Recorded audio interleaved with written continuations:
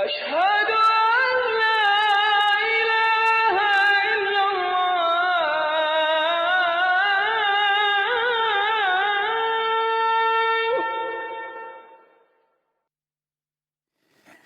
Bismillahirrahmanirrahim, en nombre de Allah, el misericordioso, el compasivo, que la paz y las bendiciones de Allah sean con su bendito profeta Muhammad, con su familia, sus compañeros y quienes le siguen con bondad hasta el día del juicio. Queridos hermanos y hermanas, Assalamu alaikum wa rahmatullahi wa barakatuh. La paz, las bendiciones de Allah y su misericordia sean con todos ustedes. Bienvenidos un viernes más a la Jutba de la Meca, su programa en el que disfrutamos juntos de la Jutba desde el lugar más sagrado del Islam, que es la mezquita Al-Haram, desde la Meca, en directo y en castellano. Inshallah, hoy vamos a tratar un tema de extrema importancia, sobre todo en este contexto de crisis económica. En realidad no es exclusivamente económica, también financiera, política, en general es una crisis de valores. Pero vamos a hablar un poco de la justicia social, ¿por qué es tan importante?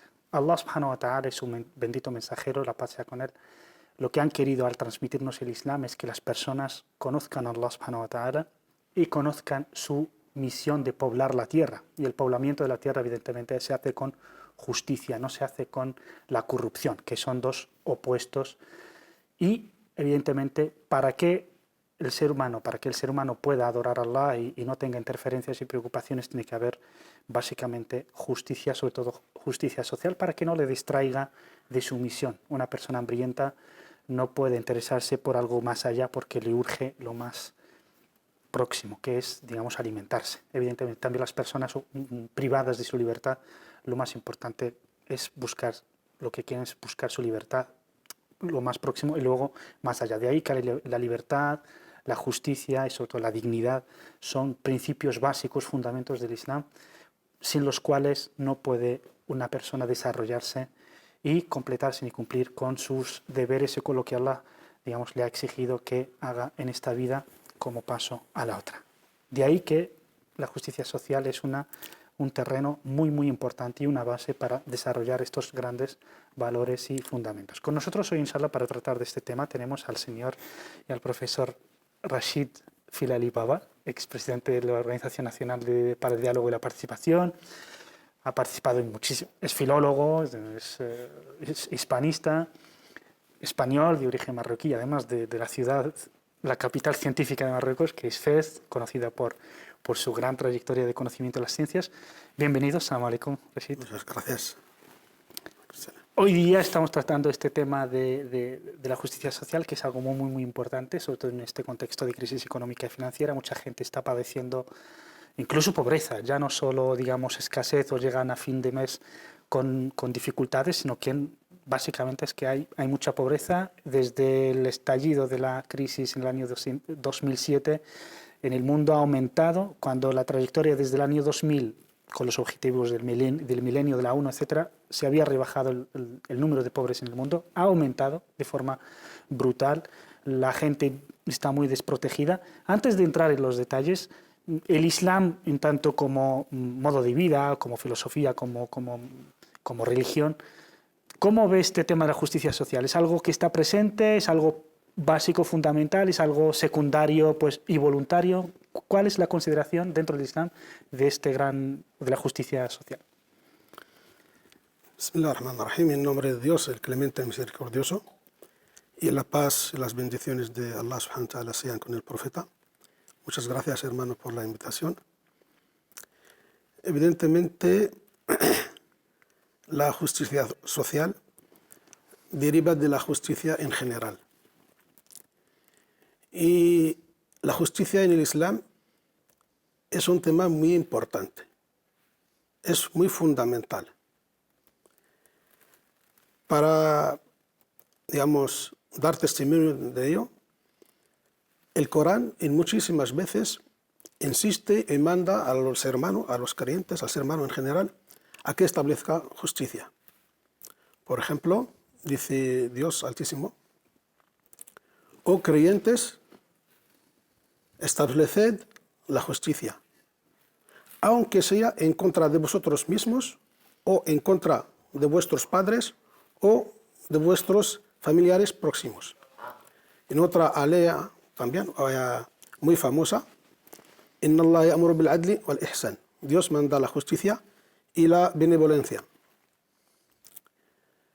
Y otro hadith sagrado que dice Dios en su nombre: oh siervos míos, he prohibido la injusticia para mí mismo, Él ha hecho prohibida para vosotros. Entonces no os comportáis de forma injusta unos contra otros.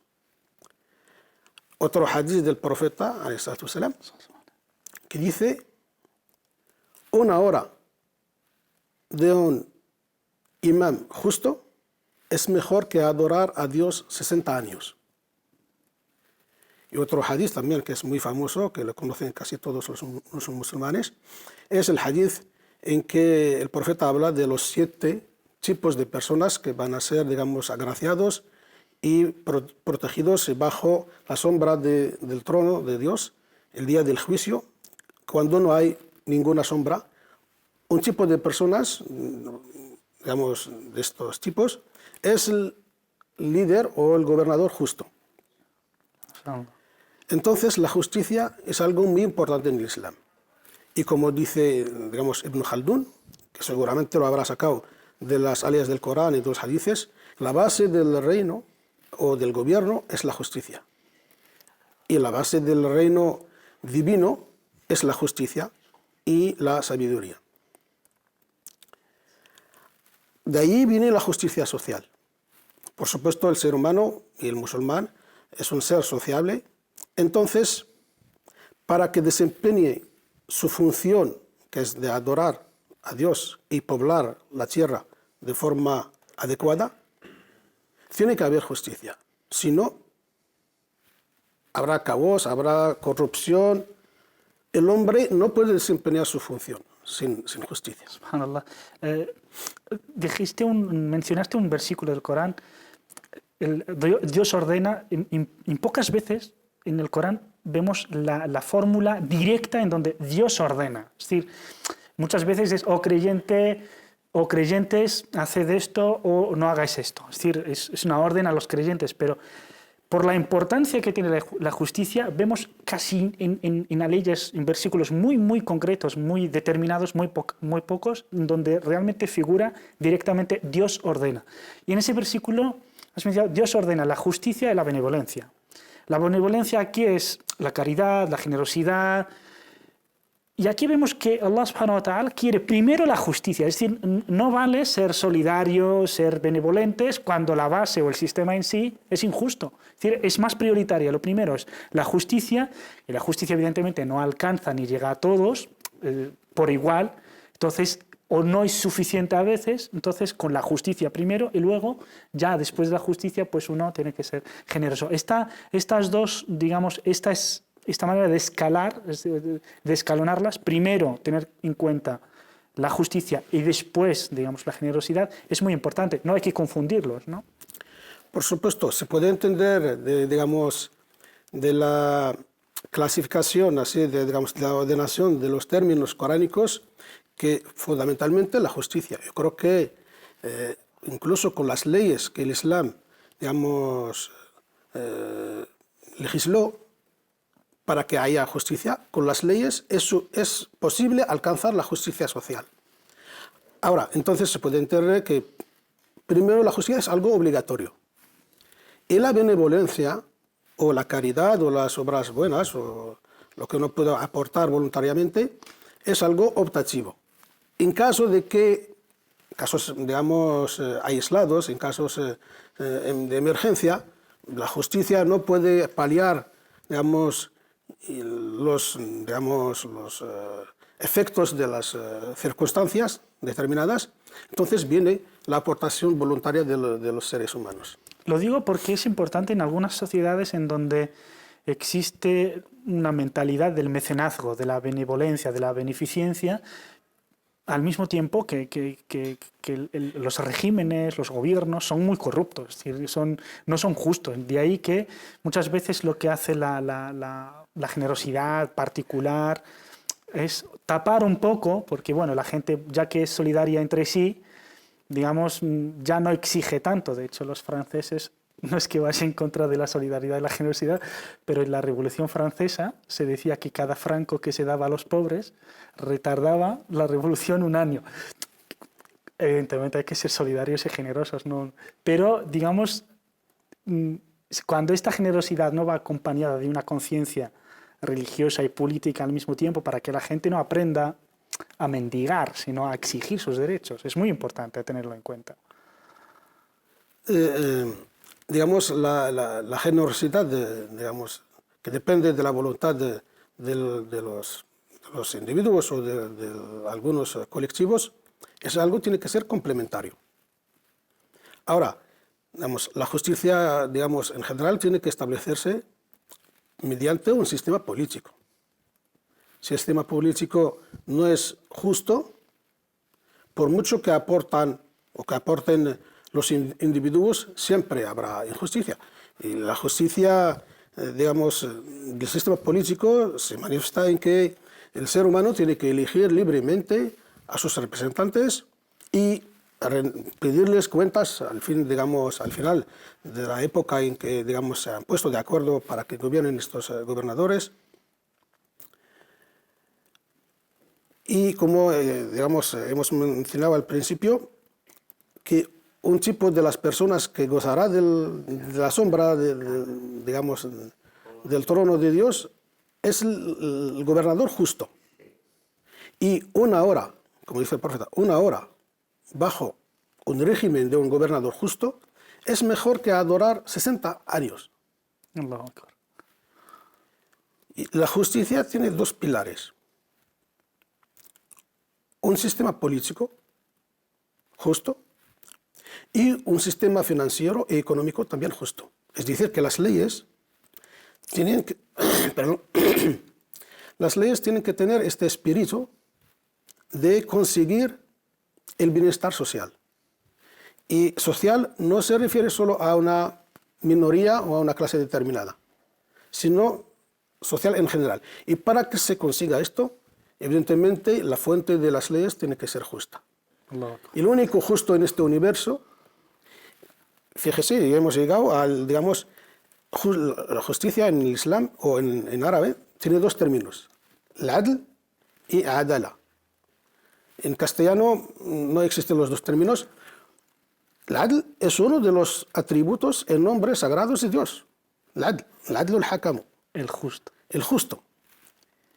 Entonces, para que haya, digamos, las leyes tienen que tener, digamos, este afán, este espíritu de conseguir la justicia social, y para que haya justicia social, digamos, de forma neutra, las leyes tienen que emanar del justo. De un sistema y de unos principios y unas leyes justas.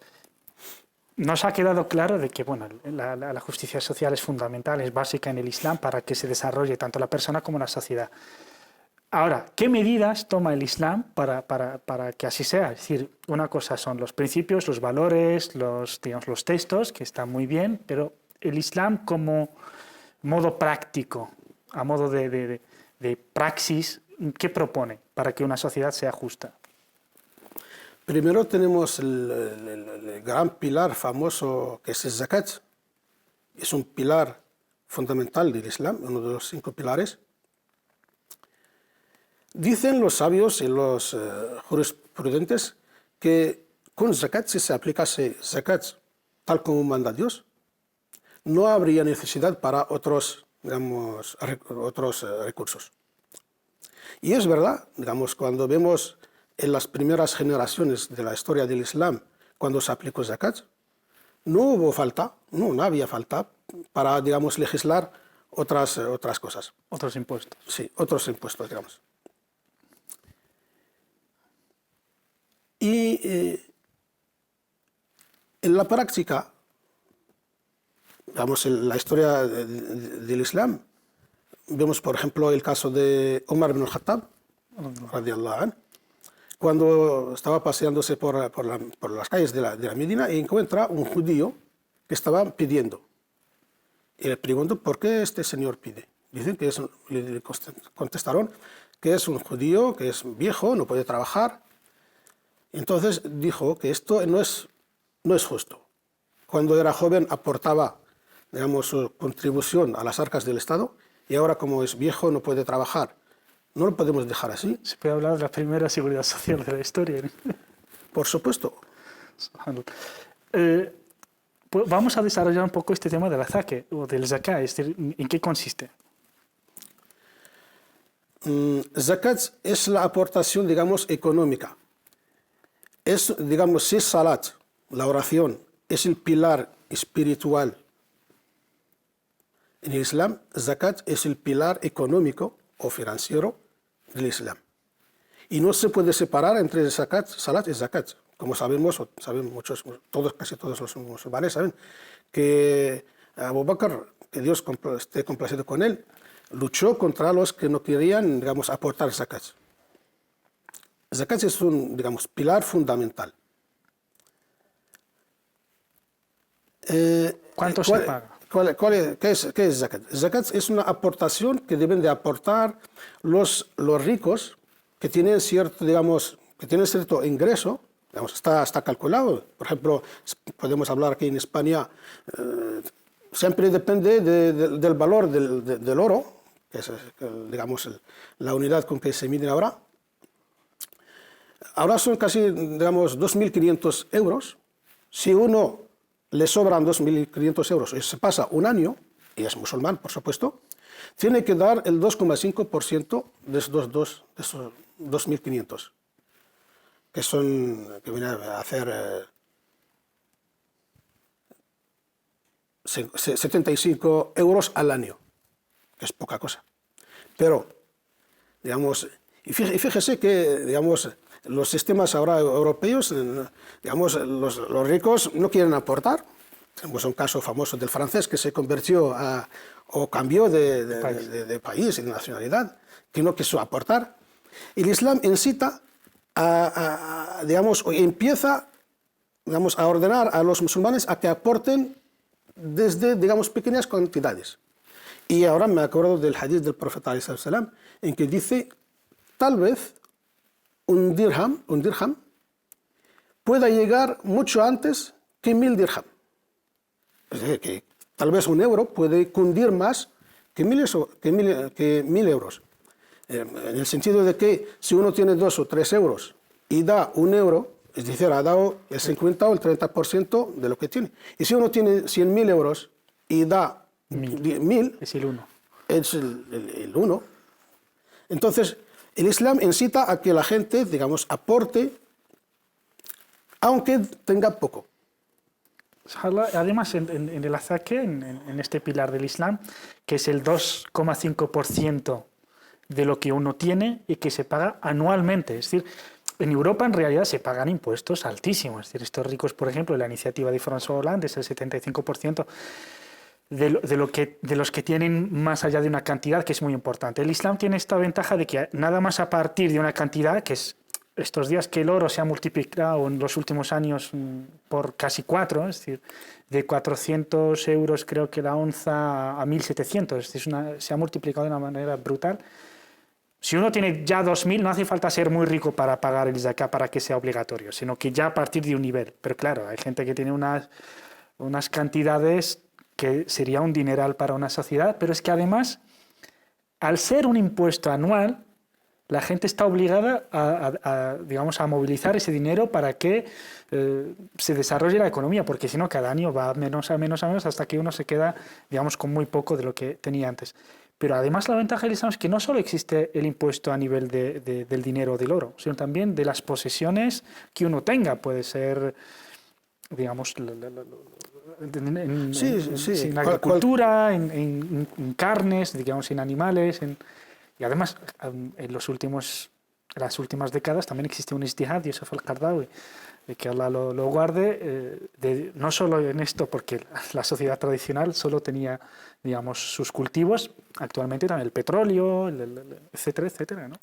Sí, en toda la riqueza, digamos, la riqueza con mayúsculas que tenga el ser humano, tiene que aportar, digamos, el 2,5. En otras, digamos, en otras posesiones, por ejemplo, el ganado, digamos, los camellos, las vacas, los corderos, el cultivo, por ejemplo, digamos, las tierras que se cultivan con agua de lluvia, pues el 10%, y las que se cultivan con riego y digamos, ¿cómo se llama? Con esfuerzo y... El labrador, Sí, la el labranza. campesino, pues ese, digamos, invierte dinero para cultivar su tierra y para regarla, pues tiene que aportar, digamos, el 5%. Digamos, los que crían miel, los que tienen aceitunas, todo el que tenga riqueza tiene que aportar, digamos, un impuesto que es en cada, digamos, en cada tema, pues hay una cantidad determinada. Subhanallah. Es muy importante la justicia social en el Islam. Las cantidades a pagar obligatorias están bien determinadas y definidas. Aunque podamos decir de que el azaque es suficiente para que una sociedad viva en bienestar y sin que nadie se sienta marginado, excluido, ¿es exclusivo el azaque o es, a medida que lo necesite la sociedad, puede haber más obligaciones más allá del azaque? Sí, con zacate, vamos, como se ha dado en la historia, es suficiente. Pero ahora, en caso de que no sea suficiente en algún momento, en algunas circunstancias, digamos, el Estado puede acudir a otros impuestos hasta satisfacer las necesidades y cubrir, digamos, cubrirlas de las personas que sufren, digamos, estas faltas de cosas materiales. Pero como se ha dado en la historia, por ejemplo, la época de Omar ibn al-Aziz, el famoso quinto califa, en su época sobraba dinero en las arcas del Estado y empezó a financiar, digamos, las bodas de los jóvenes de las arcas del Estado. Sobraba dinero y, digamos, simplemente aplicando el zakat. Pero en la sociedad musulmana, la gente, como digamos, no solo vive para este mundo, también se prepara para la otra vida. Y esta vida es, digamos, es pasajera, es un puente para la otra vida. Entonces, la gente da zakat y también aporta, digamos, contribuciones voluntarias aparte de zakat. Y por eso, pues, se puede, digamos, pasar de la sociedad musulmana a otras sociedades que no son musulmanas, a contribuir, digamos, al bienestar no solo de la sociedad musulmana, sino de la humanidad en general. Evidentemente, con la riqueza que hay en el mundo actualmente, en realidad se puede alimentar al doble de la población mundial. Esto lo dice la FAO, no lo dice cualquiera, es decir, con estudios, pero, digamos, la injusticia es la que lleva a que haya personas de extrema necesidad y al mismo tiempo que mueren de hambre y personas que mueren de obesidad, de comer tanto y de enfermedades derivadas de la obesidad. Tenemos el ejemplo de los califas, de su justicia, y también tenemos del quinto califa, Omar ibn Abdulaziz. Hoy día podemos hablar de, yo qué sé, porque evidentemente los que nos están viendo, muchos están conociendo un poco, aparte de los musulmanes, pues muchos están descubriendo, pues mira, el Islam, la justicia social, ¡buah, qué bien, no sé! Pero si pasamos un poco el prisma hacia los países islámicos y el mundo árabe en especial, la pobreza hay y tela. Desgraciadamente, hay mucha diferencia entre lo que dice el Islam y lo que viven los países musulmanes o de mayoría musulmana. Eso se debe, digamos, francamente y exclusivamente a que los países, digamos, que se dicen musulmanes no aplican el Islam. Y la mayor parte de los, digamos, pobres están en los países musulmanes, en Asia, en África, y las revueltas que se produjeron en, digamos, el mundo árabe, pues, ¿a qué se deben estas revueltas? A las injusticias, a las calamidades que pasaban, digamos, los pueblos. Entonces, pues, hay un gran abismo entre lo que dice el Islam y lo que practican y lo que aplican, digamos, esos países musulmanes. Evidentemente, esas revueltas, pues, reivindican, digamos, justicia social, justicia económica, justicia política, justicia en general.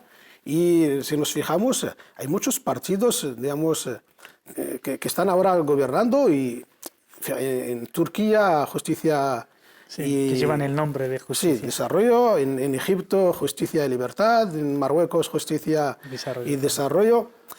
Hay un clamor, digamos, social general de justicia en los países musulmanes. ¿Y cómo se logra? ¿Cómo podemos conquistar la justicia, según tu opinión? En el Islam hay una cosa que es fundamental, que es la educación. Para, digamos, formar y tener un ser humano justo, equilibrado, esto empieza desde la educación. Y vienen las leyes para complementar, en caso de... Pero la educación es algo fundamental. Sin la educación no se puede conseguir nada. Puede que haya gente, digamos, que tenga conciencia y se comporte de forma voluntaria justo, ¿no? Pero en general, pues las leyes vienen a complementar. Y la educación es lo fundamental. Para conseguir una sociedad justa hace falta educación sobre valores, digamos, la justicia, digamos, la solidaridad, la libertad. Y vienen las leyes para, en caso de que uno ya no le ha, digamos, sido suficiente la educación, entonces las leyes pues, están para obligar y proteger también Con educación familias. entendemos también un sistema educativo de formación, de enseñanza, que en vez de súbditos, digamos, forme a ciudadanos. Por supuesto, el Islam, digamos, combate la mentalidad del rebaño. El ser humano, pues, y como dice el profeta, ﷺ, los seres humanos son como los dientes del peine. Todos somos iguales. Todos somos iguales. Tanto gobernadores como gobernados, blancos, negros, ricos y pobres, todos somos iguales. Todos vamos al mismo fin, a la tumba. Y el mejor de nosotros es que se comporte bien ante Dios y ante su prójimo. No vale comportarse bien, digamos, ante Dios, pero con el prójimo hacer, digamos, lo contrario. No, eso no vale. No vale ser un buen creyente y es incompatible ser un buen creyente al mismo tiempo un avaro. Si en los países islámicos en general, digamos, hay una deficiencia importantísima a nivel de justicia, y sobre todo de justicia tanto legal como social, como...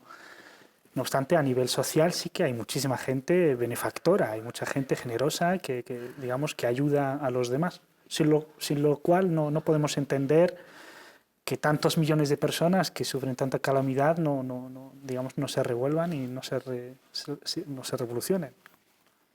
Es verdad, la solidaridad, digamos, individual y colectiva y familiar en los países musulmanes quizá puede ser un factor que, digamos, hizo que tarden esas revoluciones en el mundo musulmán. Hay mucha solidaridad familiar. Por ejemplo, no se puede entender, digamos, en los países musulmanes que un hombre deje sus padres en una estancia de mayores. El Islam le obliga a mantener a sus padres, a mantenerlos, digamos, de forma adecuada. No darle una limosna o una contribución. No, mantenerles como a él mismo. Es una obligación. Y mantener a sus hijos, a su mujer. Obligación ayudar a los familiares. Pero estas aportaciones, digamos, individuales, pues son insuficientes. A modo desde la perspectiva del mundo árabe, del mundo islámico en general, lo que más se admira de Occidente, aunque parezca mentira, mucha gente cree que la relación siempre es conflictiva, no es verdad. Es decir, una de las cosas que más se admiran de Occidente es la justicia social, la dignidad que tienen los ciudadanos, el respeto que merecen por parte de sus autoridades y sus dirigentes. ¿Compartes esta opinión? Por supuesto, aquí en Occidente, digamos, no es la justicia, digamos, deseada o requerida por Islam, pero, digamos, está muchísimo más avanzada que si hubiera, no hay justicia en el mundo árabe o en el mundo musulmán. Y es verdad que aquí en Occidente hay mucha justicia social, hay mucha solidaridad, pero insuficiente. Insuficiente porque, digamos, hay solidaridad familiar entre los individuos, hay organizaciones, digamos, ONGs, que actúan en este campo, pero a pesar de ello estamos viendo pues, en una crisis, que estamos viendo sus consecuencias nefastas sobre, digamos, personas, sobre familias que lo están pasando muy mal, muy mal. Entonces, hay cierta, digamos, solidaridad, cierta justicia social, pero es insuficiente porque el sistema, digamos, no es justo. ¿No está habiendo un gran retroceso en los últimos años? En realidad, desde los años 80, con el ascenso del neoliberalismo al poder, con Thatcher y Reagan, que han dejado, digamos, a los bancos y a los medios financieros dominar no solo la esfera económica, sino también ahora la esfera política. Desde entonces van legislando y legislando hasta llegar hasta hoy día, en donde los estados parecen desentenderse de la gente que más necesita, gente que no es que sea vaga, sino gente que quiere trabajar, que no tiene trabajo y se ve muy desprotegida. Y algunos críticos ven aquí el papel de las ONGs humanitarias, de ayuda y contra la pobreza, etcétera, lo ven como un papel negativo en el sentido de que es una obligación del Estado que no está cumpliendo los Estados, entonces que están sustituyendo por las ONGs. ¿También ves este retroceso? Es verdad, sí, el sistema capitalista pues, tiene ciclos de crisis y ahora con el, digamos, el neoliberalismo salvaje, vemos la crisis financiera que empezó financiera, económica, política y social, digamos todos los campos de la vida del ser humano.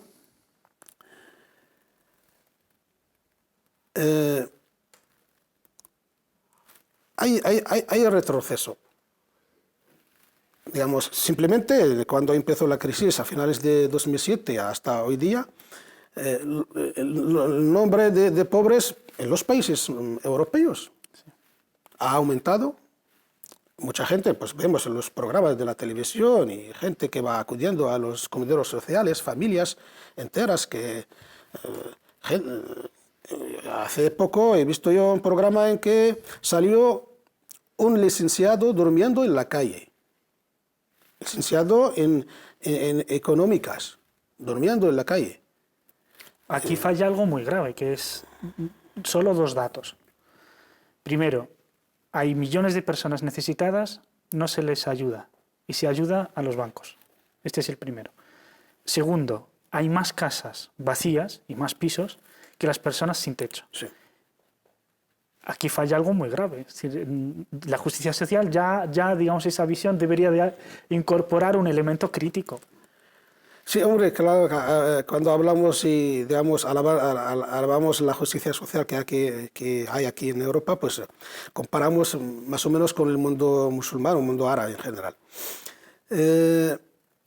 Cuando estamos viviendo aquí en Europa, pues vemos, digamos, calamidades. Igual no hay tanta gente que está viviendo en la calle en Europa como en los países árabes. Ni niños tirados. Ni padres tirados, ni niños tirados. Y el sistema digamos, liberal, salvaje, pues no se preocupa por, digamos, por la sociedad. Pues está a favor de unos cuantos.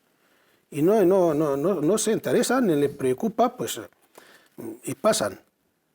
Y allí falla, digamos, el sistema, y muchos han hablado al principio de la crisis que tienen que, digamos, reformar el sistema, pero con el dinero, digamos, de la sociedad, el dinero público, pues se salva a bancos privados. Es una crisis del sistema.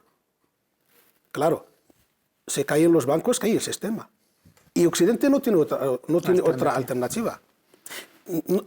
Bueno, se ha empezado en una edición del periódico economista inglés, The Economist, y otro francés, el Journal de Finance, y el Observatorio, que es, digamos, el portavoz del Vaticano. Cada uno en una edición determinada, pues dijeron, al final, digamos, un análisis de las causas de la crisis económica y financiera, dijeron, ¿acaso tenemos que volver a las leyes islámicas en lo que atañe a la economía para salirnos de la crisis? Los 3 periódicos. Es una pena que Occidente todavía, Occidente en general, no conozca la alternativa que se puede, digamos, alcanzar la justicia social, que se puede salir de esta crisis. Incluso, por ejemplo, Japón, la primera medida que tomó para salir de la crisis es el tipo de interés cero. Es una medida islámica. Y sabemos que en Islam digamos, están prohibidos los intereses. Sí, la usura. La usura. Y España está pagando anualmente 40.000 millones de euros de intereses, solo intereses, no de deuda. 40.000 millones. Así se esclaviza a los pueblos enteros y a los países. Como última pregunta, antes de pasar a la jutba, porque está casi que empieza la jutba. De hecho, ya es la segunda hora, entonces vamos a retomar el tema, inshallah. Quería hablar un poco en concreto aquí, a nivel local, micro, a nivel de Madrid y a nivel del Estado español, digamos, de las personas que están sufriendo la crisis, que están sufriendo pobreza, y uno de los colectivos que más lo está sufriendo, casi el 50% son inmigrantes, 50% de inmigrantes que están en paro. Y evidentemente buena parte de estos inmigrantes son musulmanes. Y entonces me gustaría, después de retomar inshallah el tema después, hablar de si hay solidaridades comunitarias, solidaridades vecinales, si hay iniciativas ciudadanas en este contexto, en este aspecto, inshallah. Pero muchas gracias hasta ahora y nos vamos con ustedes, inshallah. Ahora vamos a pasar la señal a Arabia Saudí para retransmitirles en directo la jutba en castellano. Después, inshallah, de la oración, analizamos y comentamos la jutba y recuperamos esta última pregunta de este tema para el final del programa, inshallah. Volvemos en un rato, inshallah. Assalamu alaikum wa rahmatullahi wa barakatuh.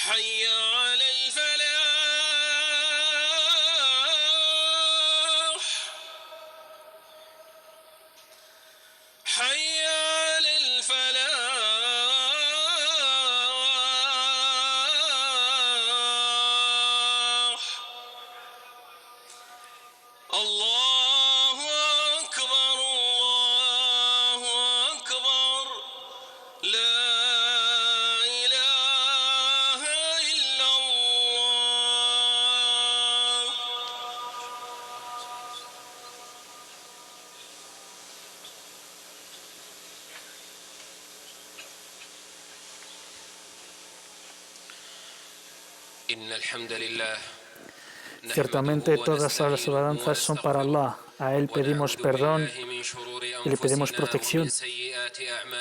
Le pedimos que nos guarde de nuestras malas obras y de nuestros pecados. Ciertamente quien es bien guiado nadie le pueda desviar, y a quien Allah desvía nadie le puede guiar. Atestiguo que no hay otro Dios sino Allah, uno único, sin socio. Y atestigo que Muhammad es su mensajero y siervo. La paz y las bendiciones sean con él, con su familia, sus compañeros y todos aquellos que le siguen hasta el día del juicio. Hermanos, temed a Allah un temor sincero y aferraos a su camino. Oh creyentes, temed a Allah y seguid a su profeta, y os dará una luz que os ayudará a caminar correctamente y os perdonará.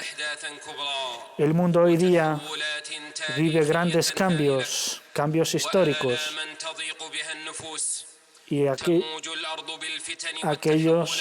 el mundo hoy día está sufriendo olas de cambio, de transformación, en donde se piden, donde hay fitna, sediciones como los pedazos de la noche. Y nosotros, que somos una comunidad que tiene su religión y tiene sus textos y tiene su libro milagroso, que es el Corán, que fue revelado hace 14 siglos y gracias al cual el Islam avanzó, se desarrolló y transformó la historia de la humanidad. Aún así, aunque tenga 14 siglos, está muy de actualidad. Tiene mucho que ver con la realidad actual, en donde guía a los musulmanes en los conflictos que les rodean. Musulmanes, ciertamente los pueblos anteriores nos han dado lecciones y ahí vemos cómo los injustos han tenido siempre un final trágico. Ciertamente el Corán vincula y relaciona el pasado de la Umma con su presente para dibujar su futuro. Son signos del pasado, tal como pasó en la batalla de Uhud, que tuvo lugar en el mes de Shawwal, en donde los paganos quisieron vengarse de los musulmanes después de su derrota a manos de los musulmanes el día de Badr. El profeta, la paz sea con él, pidió un consejo a sus compañeros protegerse en Medina y defenderse en ella, pero sus compañeros le recomendaron salir de Medina para defenderse fuera. Y los musulmanes, después de ir a la batalla, apareció el colectivo hipócrita que se retiró justo antes de la batalla y provocando miedo en las filas musulmanas. Y Allah hizo descender sus versículos para que los musulmanes se mantengan firmes. Y así los musulmanes lucharon con valentía hasta hacer caer el estandarte del enemigo. No obstante, algunos musulmanes, sobre todo los tiradores de flechas, se apresuraron al botín, dejaron sus posiciones y así los paganos tuvieron la ocasión para dar la vuelta a los musulmanes y atacarles y provocarles la derrota. El profeta, la paz sea con él, sufrió en este día y se le rompieron sus dientes. Así los musulmanes sufrieron y fue un día muy triste.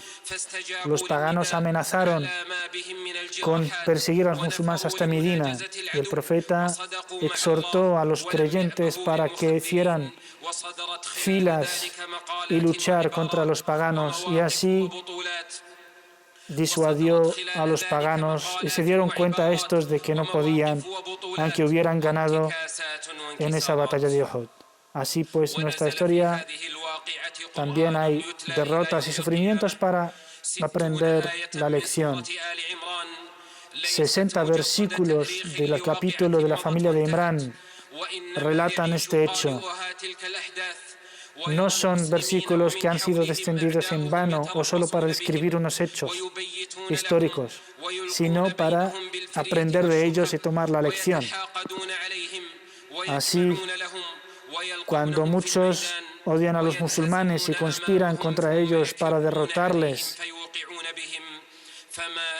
intentan acabar con ellos. Esto pasa en todos los tiempos. Dice Allah Altísimo, si sufrís una catástrofe, vuestros enemigos también las sufren. Pero Allah dará al final la victoria a los creyentes. Así Allah quiere que los creyentes, purificar a los creyentes y diferenciarlos de los paganos. Las dificultades realmente expresan y manifiestan de qué están hechas las almas de los creyentes y los espíritus de los musulmanes. Ahí se ve a los valientes de los que no lo son. Así, la sabiduría de Dios quiso que en la época del profeta este examen y esta prueba tuviera el día de Uhud. Dice Allah Altísimo, Allah os prueba para distinguir de entre vosotros a quienes son sinceros de aquellos que no lo son. Así pues, Allah prueba a los creyentes y a los musulmanes tanto en días de dificultades como de bienestar. Así, en todos los tiempos, los enemigos del Islam intentan aprovecharse de los momentos de debilidad de los musulmanes para atacarles, para expandir entre ellos valores contrarios al Islam, creencias contrarias a la religión de Dios. Así, también es una ocasión y una prueba para que los creyentes, los musulmanes, purifiquen sus sentimientos, sus creencias y sus valores, y así se distinguen y se diferencian de los paganos y de los incrédulos. Así, los hipócritas, al tener miedo el día de Uhud, prefirieron esta vida mundanal a la otra y volvieron a Medina, imponiendo el miedo en ella por su cobardía. Pero también vimos un ejemplo esplendoroso, brillante, de aquellos que se mantuvieron firmes. Dice Allah Altísimo, aquellos creyentes sinceros en su fe, Allah les dará la tierra y les hará heredarla.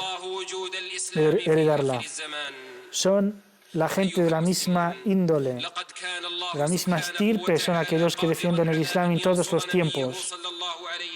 Allah aseguró dar la victoria y el éxito a su bendito profeta, la paz sea con él, y que sus enemigos sean derrotados y humillados.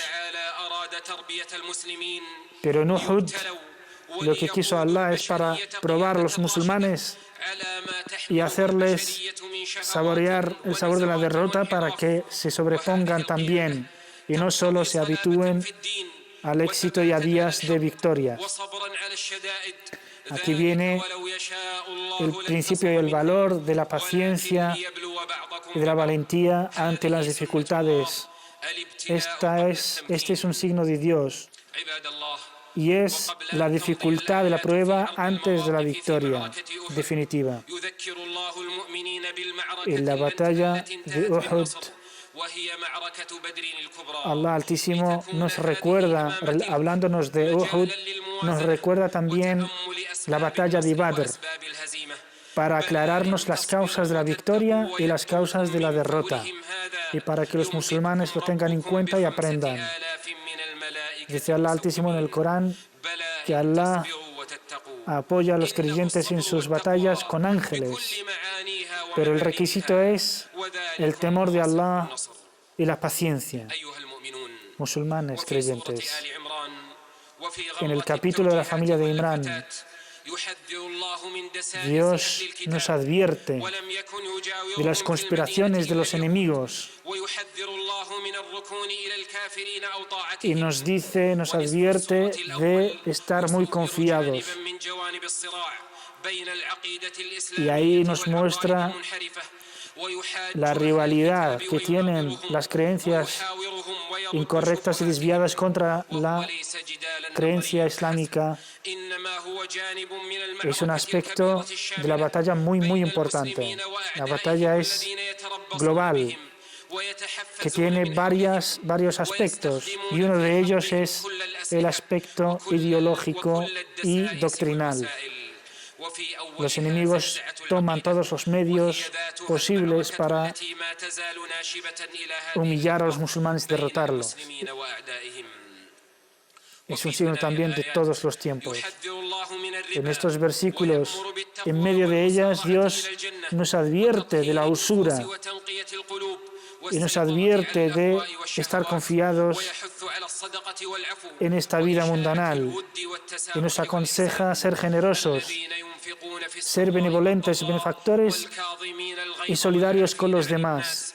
Dice Allah Altísimo, aquellos que son pacientes con la gente, no dejan rienda suelta a su ira y son solidarios. Y Dios ama a los benevolentes. El día de Uhud, el Shaitán, el demonio, tentó a algunos musulmanes por su inclinación hacia querer los botines en lugar de la complacencia de Allah. Y también es resultado de los pecados y de las faltas para con Allah. Es una lección muy profunda que ha de aprender todo musulmán en todos los tiempos, y es el valor también de la obediencia.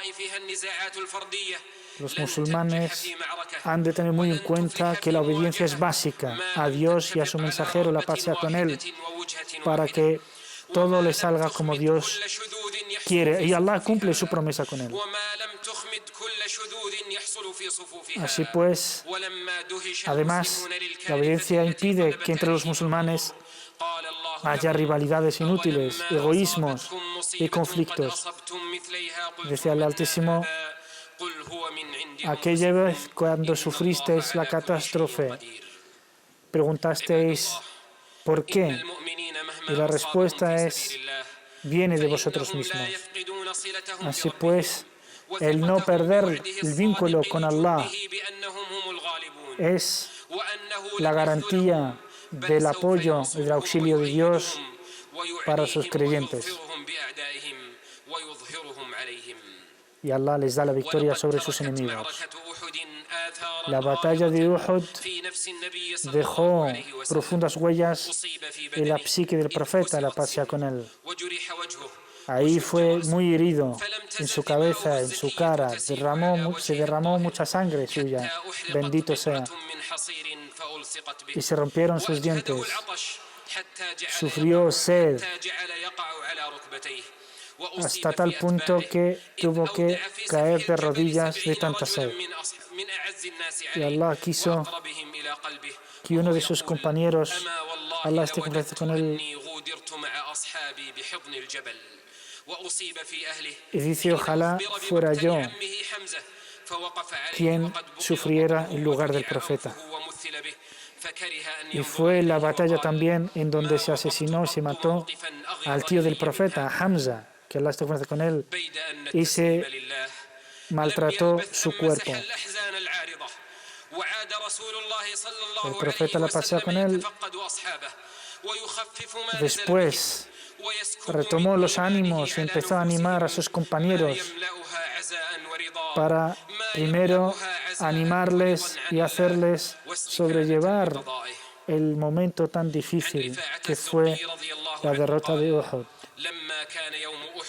Decía un compañero, Allah está con él, el día de Uhud dijo el profeta, la paz sea con él, dijo a sus compañeros, estad en fila detrás de mí para pedir a Allah. Y entonces el profeta suplicó a Dios y dijo, oh Dios, todo proviene de ti.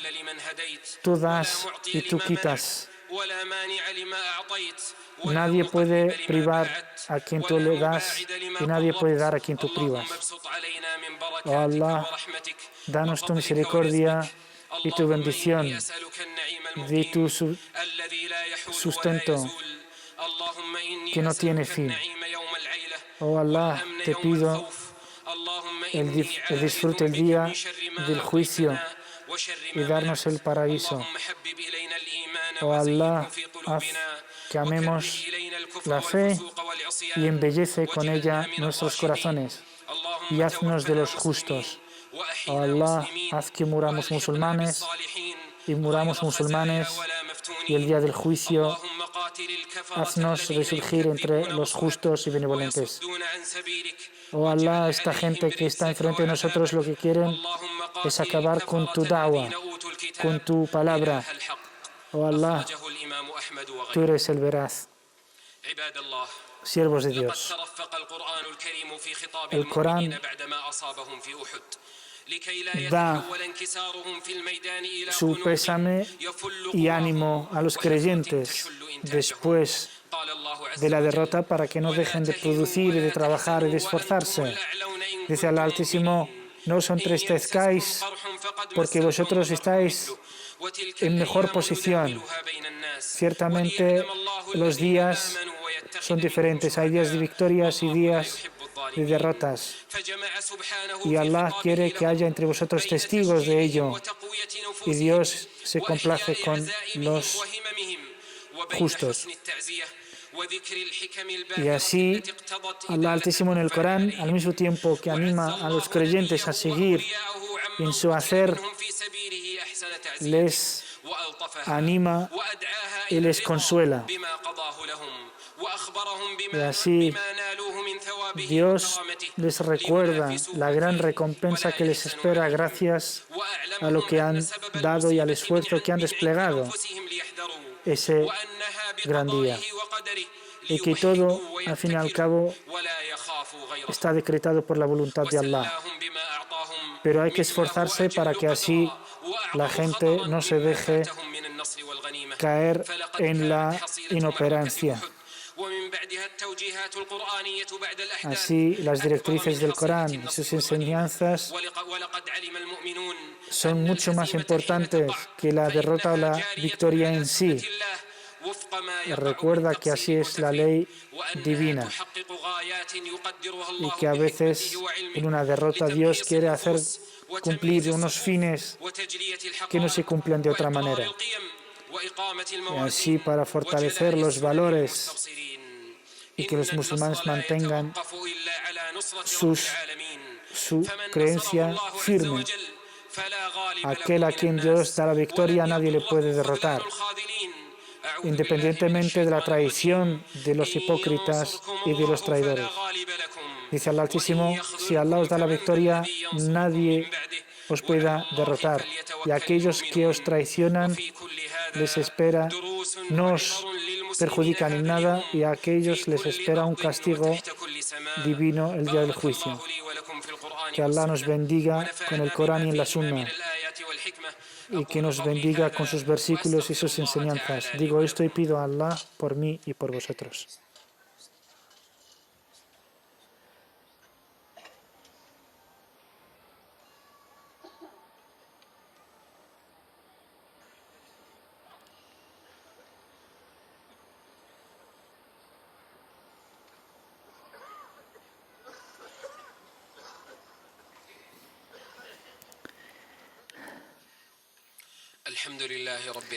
Alabado sea Allah, Señor de los mundos, el misericordioso, el clemente, dueño y rey del día del juicio. Atestiguo que no hay otro Dios sino Allah, uno único, el verdadero. Y atestiguo que Muhammad es su siervo y mensajero sincero. La paz y las bendiciones sean con él, con su familia y sus compañeros. Musulmanes, si los musulmanes en las primeras generaciones han sido suficientes decenas de musulmanes para que el Islam triunfe, los musulmanes hoy día sacrifican a cientos, miles y millones sin cambiar su situación, su estado crítico. Si los musulmanes primeros se arrepentían y volvían a Dios después de cada derrota y rodeaban a su profeta, la paz sea con él, para que les enseñara, los musulmanes hoy día son combatidos en su religión y sus países. Y podéis mirar por todos los países musulmanes del siglo pasado. Han sufrido la ocupación directa del imperialismo. Y estos países después han tomado armas, sistemas educativos y todos los medios. Y aún así, solo se derrama su sangre. Y no se violan sino sus países. Incluso en sus propios países, solo unas minorías gobiernan sus pueblos y monopolizan sus recursos.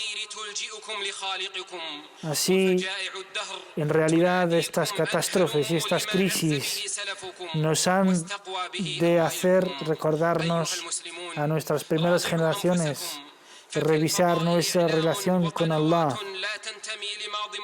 y no podemos tomar medios contrarios al mismo Islam. Los musulmanes están muy descuidados, están muy inconscientes. Musulmanes a millones que sufren de opresión y de marginación directa, de asesinato y de hambrunas. Oh musulmanes de Sham, de Siria, Allah está con vosotros. Vuestra situación y el conflicto actual os ha de reforzar vuestros vínculos con Allah Ciertamente la tierra es de Dios y se la da a quien quiera. Y ciertamente la victoria es de los temerosos de Dios. El enemigo de Siria es su propio gobernante, su propio régimen, su mayor enemigo. Ha demostrado ser sanguinario y un desprecio hacia el sufrimiento del pueblo sin igual. Pero las buenas noticias, inshallah, están llegando de que pronto el pueblo sirio se alzará con la victoria. Ciertamente el valor, la valentía es la paciencia de una hora. Oh Allah, acaba con los injustos lo más pronto y auxilia a tus siervos víctimas. Los musulmanes, antes que nadie, tienen que tomar la iniciativa para apoyar a sus hermanos en Siria. Hoy día que está nevando y hace un frío y están sufriendo, tenemos que ser los primeros en apoyarles y solidarizarnos con ellos. Oh Allah, bendice a tu bendito profeta Muhammad. La paz sea con él, con su familia, con sus compañeros. Oh Allah, dales el éxito y la victoria al Islam y a los musulmanes. Oh Allah, unifica sus filas. Oh Allah, dale la victoria a tu libro y a la sunna de tu profeta, la paz sea con él.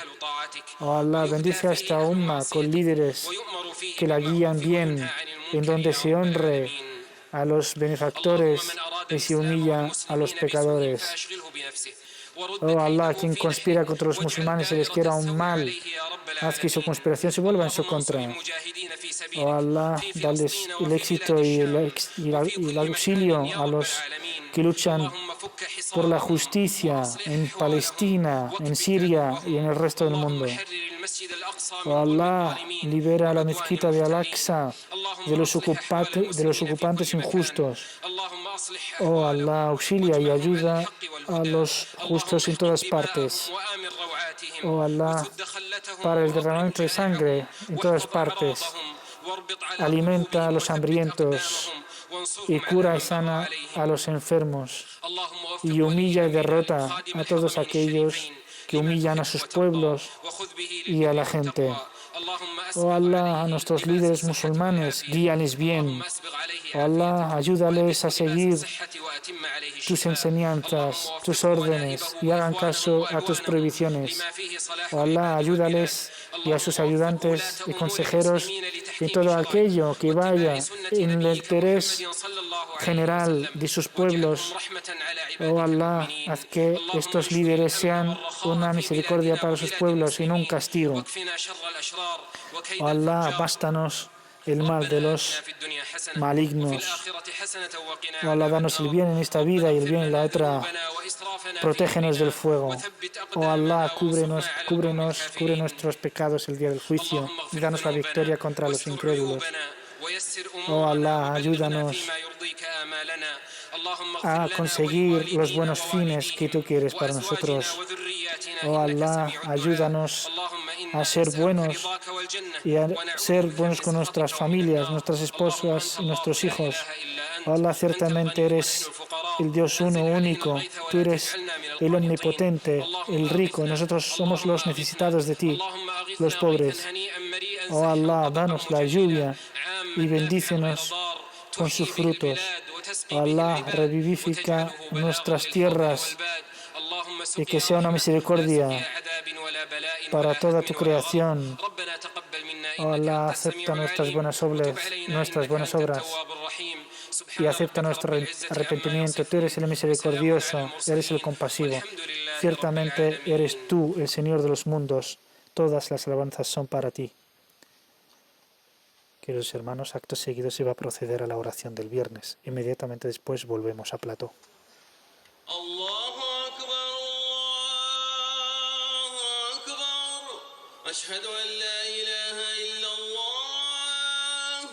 أشهد أن محمدا رسول الله حي على الصلاة حي على الفلاح قد قامت الصلاة قد قامت الصلاة الله أكبر الله أكبر لا إله إلا الله. استووا أقيموا صفوفكم ولا تختلفوا أتموا الصف الأول فالأول سدوا الخلل. الله أكبر الله أكبر.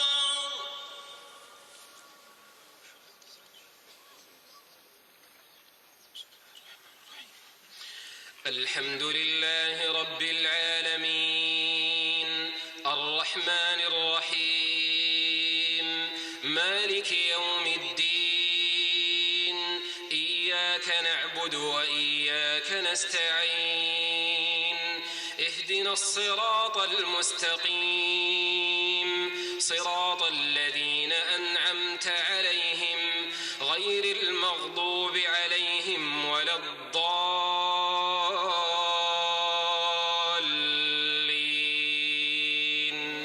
آمين.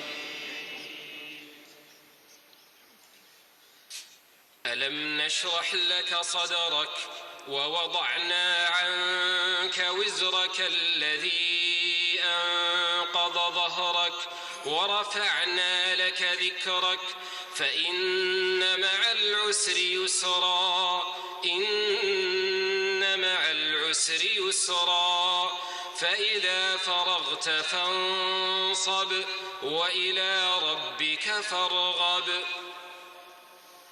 الله أكبر الله أكبر.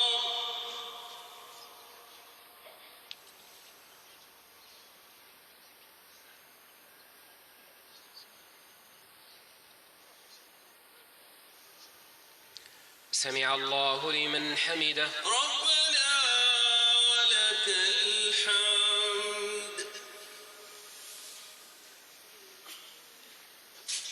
الله أكبر الله أكبر.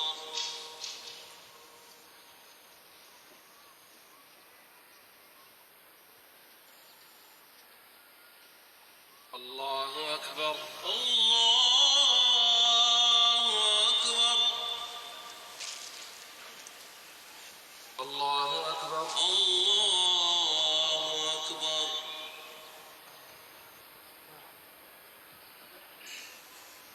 الله أكبر الله أكبر. الحمد لله رب العالمين الرحمن الرحيم مالك يوم الدين إياك نعبد وإياك نستعين اهدنا الصراط المستقيم صراط الذين أنعمت عليهم غير المغضوب عليهم ولا الضالين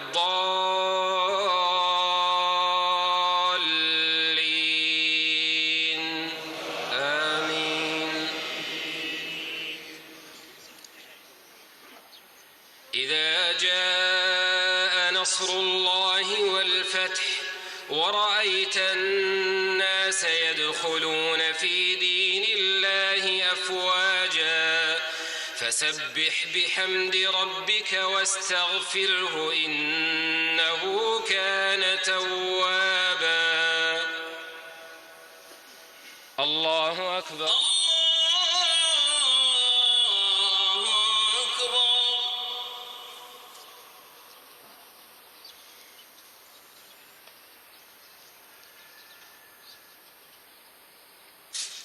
سمع الله لمن حمده ربنا ولك الحمد.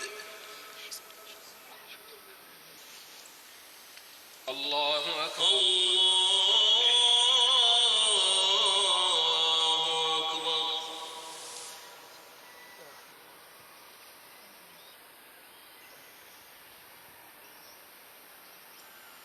الله أكبر. الله أكبر الله أكبر. الله أكبر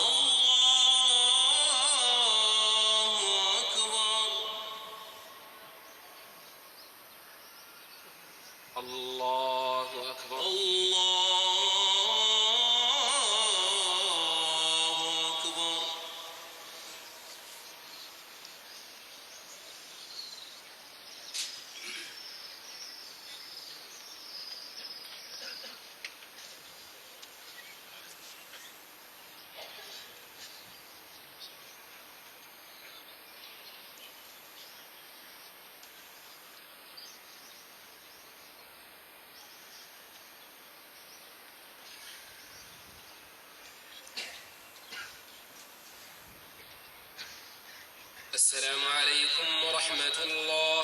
السلام عليكم ورحمة الله. السلام عليكم ورحمة الله. السلام عليكم ورحمة الله.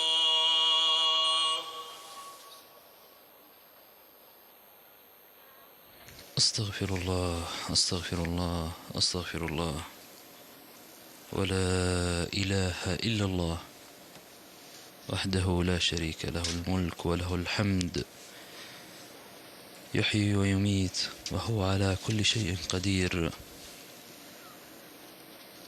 هكذا إخوة الإيمان في كل مكان قضيت شعائر صلاة الجمعة Catástrofes actuales o las crisis, dificultades y aprender del pasado que es Uhud. التاسع والعشرين. Assalamu alaikum wa rahmatullahi wa barakatuh. Bienvenidos de nuevo a Plató, a la Jutba de la Meca, ahora que son las 11:12, 13 minutos aquí en Madrid y la 1:12 ahí en la Meca. Y bueno, es el tema que ha tratado el imam, que es uno de los, digamos, es un tema transversal que tratamos en este programa muchas veces, que es, digamos, un ojo en las fuentes, en nuestra historia y el otro ojo en la actualidad para, digamos, aprender de las lecciones del pasado, para, digamos, saber, como bien dijo el imam en la jutba, Assalamu alaikum Rashid, bienvenido, de nuevo, conectar siempre nuestro pasado con el presente para previsualizar el futuro. No se puede hablar del futuro y avanzar sin conocer el presente, y no se puede conocer el presente sin tener una visión, lo que se llama diacrónica, es decir, del pasado y cómo se desarrolla. La Umma actualmente sufre muchísimas crisis, muchísimos conflictos. Está Siria, Palestina, Irak, Afganistán. Estos son las zonas, digamos, calientes donde hay conflicto armado directo. No obstante, también los demás países, pues diferentes crisis económicas, social, de valores, etc. Y el imam nos aconseja volver, digamos, para saber las causas, los medios y cómo salir de esta situación que ya lleva mucho tiempo, aprender de las fuentes de nuestra primera historia, que es lo que vivió nuestro bendito profeta, la paz con él. Y el imam habló mucho de Uhud. ¿Nos puede resumir, digamos, la batalla de Uhud y cómo consistió y ver cómo solucionar el tema? Como dijo el imam. En nombre de Dios, clemente el misericordioso. La batalla de Uhud viene en el segundo año de la Hijra, después del traslado del profeta ﷺ de la Meca a la Medina. En el segundo año. Sería el tercero. El 2 es Badr. Perdón, sí. Primero Badr en el segundo año, pues en el tercer año Uhud. Los idólatras de Quraysh querían, digamos, vengarse de la derrota que habían sufrido el segundo año, digamos, el año anterior en Badr. Entonces, pues se unificaron y querían, digamos, atacar a la Medina. El profeta ﷺ, digamos, consultó con los compañeros, decía, digamos, defender la Medina dentro de la Medina o fuera, y los jóvenes, digamos, dijeron no, que vamos a defender fuera, aunque el profeta pues estaba con la idea de que defender la Medina por, digamos, dentro, estando dentro. Bueno, el profeta dio, como es líder, digamos, y dirigente del ejército, dio, digamos, las órdenes a Sahaba y a los que llevaban los arcos y los que van a defender, que se posicionasen en la montaña para defenderles y que no abandonasen en absoluto, aunque vean que los Sahaba que habían, digamos, vencido, que no se muevan de su sitio. Y sin embargo, pues estos 50 hombres que estaban, digamos, en la montaña defendiendo, digamos, las espaldas del profeta y sus compañeros, no obedecieron en el sentido de que se olvidaron, digamos, del mandato del profeta y vieron que los Sahaba, digamos, estaban venciendo en la batalla y dejaron sus puestos y se precipitaron para coger los botines. Y ahí, pues, regresó una parte de los idólatras de Quraysh y atacó a los musulmanes y pasó lo que pasó, sufrió el profeta, se le rompieron los dientes, sangró muchísimo, hubo muchísimos muertos, bueno, son 70. Y era una lección, digamos, para la historia, digamos, para la historia posterior, digamos, de los musulmanes. Y es verdad, pues, para dibujar un futuro, pues tenemos que partir del presente, pero el presente es un fruto del pasado. Y evidentemente, digamos, como dice el profeta, las mejores generaciones es su generación y las generaciones posteriores a él. Y ahí se aplicó, digamos, el sistema justo, digamos, ¿cómo se dice? Pues el califato según el Minhaj Nabawi, digamos, el método profético. Y para que los musulmanes salgan de esta situación en que estamos ahora, que casi todos los musulmanes tienen cierto problema, o digamos armado, o digamos conflictos sociales, acabamos de salir en ciertos países de revoluciones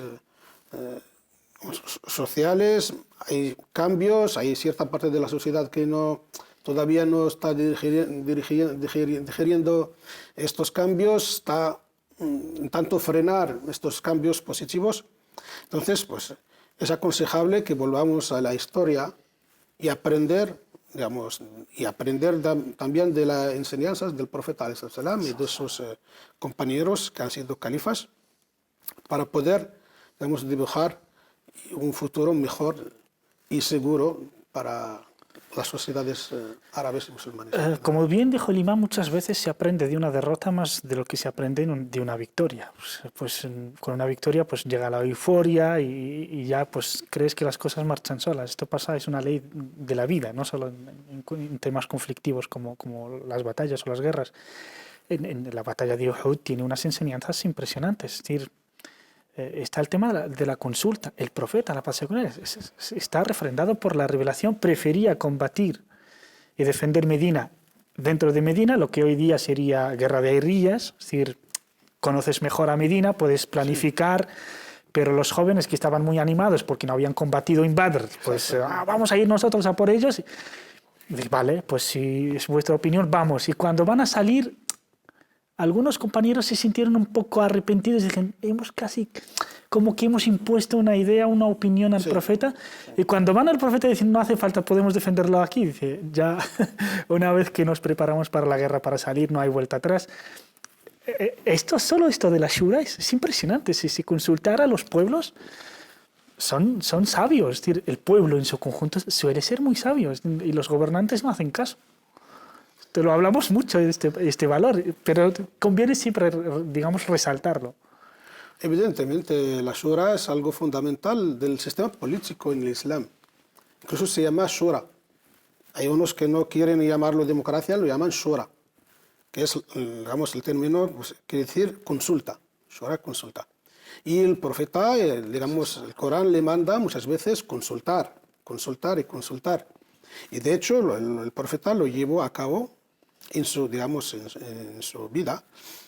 Siempre consultaba con Sahaba, y sobre todo cuando cosas que, digamos, que tratan, o temas que tratan del porvenir de la comunidad en su conjunto. Temas que podríamos llamar temas de Estado, es decir, no de religión, sino de Estado. Temas como gobernar, cómo hacer algo. Sí, por supuesto, en temas de Estado. En temas de religión, él puede legislar, porque quien legisla es Dios, y cuando el profeta legisla es mediante Dios Altísimo. Ahora nuestros gobernadores no consultan, pues por eso se han producido estas revueltas. Ni siquiera han sido elegidos de forma, digamos, libre, democrática o voluntaria, digamos, por parte de los pueblos.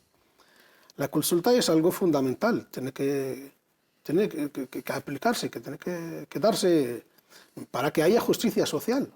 Y la justicia social viene de la política y viene de la economía. Si los pueblos no pueden elegir a sus dirigentes, entonces, ¿cómo esos dirigentes se comportarán? De forma injusta. Y es lo que vemos, es lo que ha dado la historia en general, tanto en Europa como por todas partes del mundo. Resalto este tema de la Shura porque las lecciones de la batalla de Uhud son muchísimas y seguro que ustedes, yo les recomiendo que sigan también el programa del Mensajero que presenta nuestro compañero y hermano Salim Gonzalo Algora y que lo hace muy bien y explica las cosas, digamos, pueden ir capítulo a capítulo para conocer toda la biografía, la vida del profeta, la paz sea con él, y en Uhud seguro que, digamos, hay un capítulo en donde les explica esta batalla, sus pormenores, los detalles. Si el imam nos dice que una de las maneras de salir de los conflictos actuales, de la crisis, de la decadencia, hay que mirar hacia atrás, son muchas las lecciones que podríamos aportar, pero yo voy a insistir solo en esto de la Shura, porque los pueblos son sabios, saben a quién elegir, y yo tengo he tenido cuando hablamos de elegir a los democráticamente o con Shura, por desgracia, hasta nuestra democracia, tanto en España como en Europa o en el mundo ahora, pues también está un poco vaciada de su contenido en el sentido de que eliges al gobernante, pero no es el gobernante el que gobierna, son los mercados. Y no consultan en sus decisiones para hacer recortes, etcétera, no vuelven tampoco al gobierno. Es una crisis de la democracia representativa, etcétera. Pero volviendo al tema de la Shura, muchos países o muchos gobernantes son paternalistas, ¿no? Es como dijo Mubarak cuando fue destituido, pero sí, mi pueblo son mis hijos. No, ni tus hijos ni 8 cuartos. Tu paternalismo se va contigo y aparte. Pero hay una cosa que es muy importante. Tuve la ocasión de encontrarme en un foro con un ministro de un país árabe y me explicaba, digamos, hablándole un poco de los derechos de los ciudadanos, de la justicia social, de que era un país donde había mucha corrupción, en donde pues que los que gobiernan acumulan todo, y me dice, no, hijo, sí, paternalismo, ¿no? Hijo, no. Sí. Dice, no, hijo, es que nuestros recursos son muy limitados. Y yo le digo, pues si son limitados, digamos al pueblo, estos son nuestros recursos, ¿dónde quieren ustedes invertirlos? Y ahí se cayó. Es decir, no puedes decidir tú por mí, porque van a ir no sé cuántos millones de euros solo para la comodidad de su majestad o de su excelentísimo premio, lo que sea, cuando hay gente que con ese mismo presupuesto podría salir de la miseria y vivir dignamente.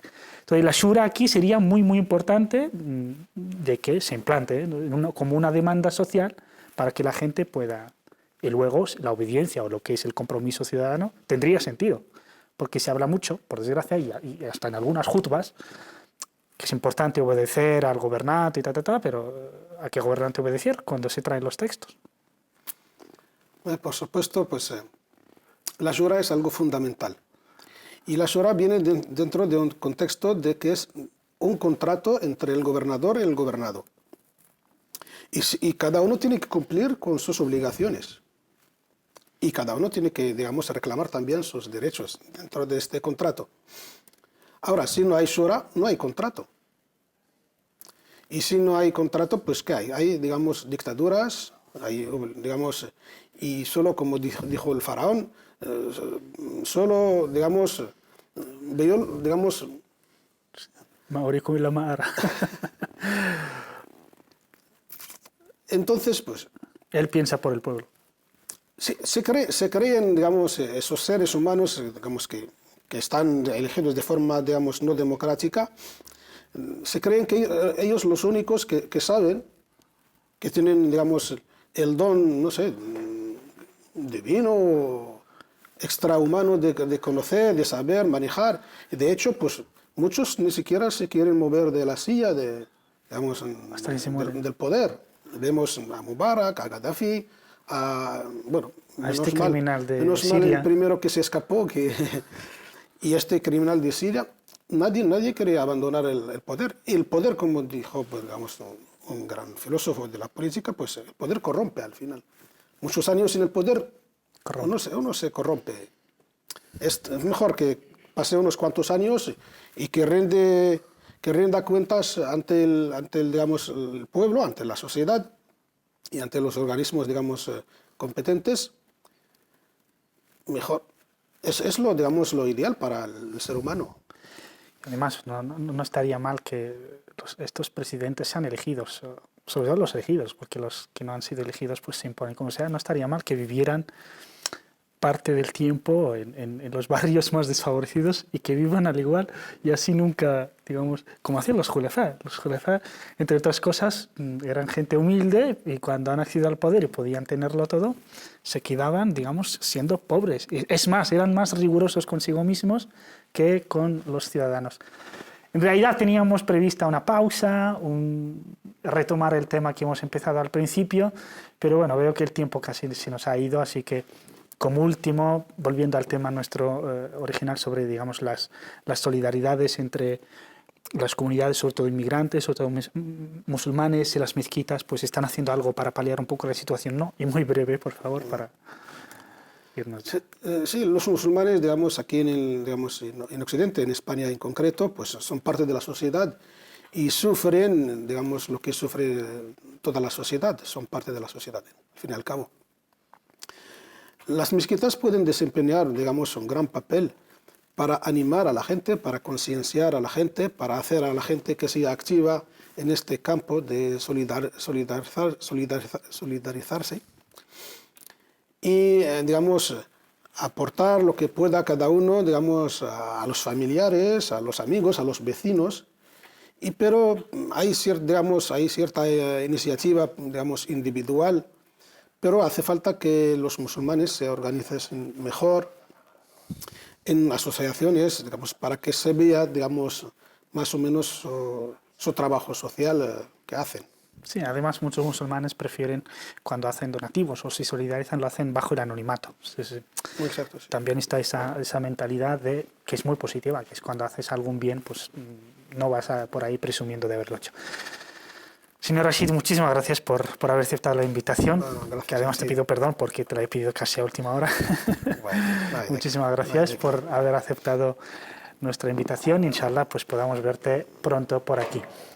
No nos queda más sino despedirnos de ustedes, pero antes les recuerdo que nos pueden escribir al email lajutbadelameca@cordobainternacional.tv, donde los podrán escribir pues emails, como digo siempre, con propuestas de temas o sus observaciones, todo lo que ustedes desean. Y también tenemos para seguir tanto en directo como ver los programas subidos a nuestra web, en la web de www.cordobainternacional.tv. Ahí podrán ver la Jutba de la Meca y los demás programas del canal, sobre todo los directos ahí subidos en televisión a la carta. Hasta el próximo lunes. Hasta el próximo viernes, inshallah. Que sean felices. Assalamu alaikum wa rahmatullahi wa barakatuh.